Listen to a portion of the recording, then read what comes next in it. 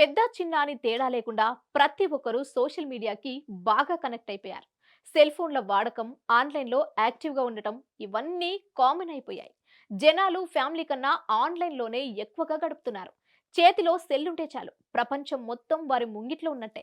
ఇక కంపెనీల ఉత్పత్తుల యాడ్స్, సేల్స్ ఇలా ప్రతిదీ ఆన్లైన్లోనే కొనసాగుతోంది. ఇక ఆన్లైన్ మోసాలు కూడా అదే రేంజ్లో జరుగుతున్నాయి.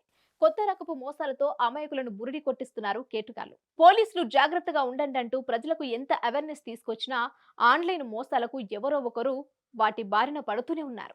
రకరకాల మోసాలతో నేరగాళ్లు అప్డేట్ అవుతున్నారు. ఎవరు ఊహించని కాన్సెప్ట్లతో ముఖ్యంగా యూత్ ను టార్గెట్ చేస్తున్నారు.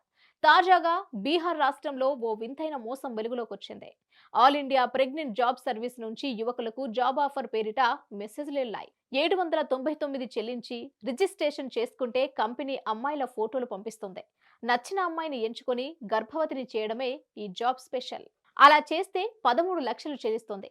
ఒకవేళ గర్భవతిని చేయలేకపోతే ప్రోత్సాహకం కింద 5 లక్షలు ఇస్తారు. ఈ ఫ్రాంటింగ్ కేసులో 8 మందిని అరెస్ట్ చేశారు. అయితే వందలాది మంది యువకులు మోసపోయినట్లు చెప్తున్నారు.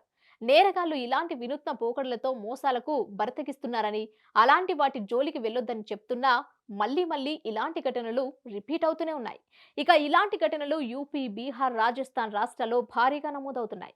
వీటికి అడ్డుకట్ట వేయాలంటే ప్రజలను చైతన్యవంతులను చేయడంతో పాటు నేరగాళ్లను కఠినంగా శిక్షిస్తే ఇలాంటి సైబర్ నేరాలు తగ్గుముఖం పట్టే అవకాశాలు ఉంటాయంటున్నారు ఇది చూసిన నెటిజన్లు.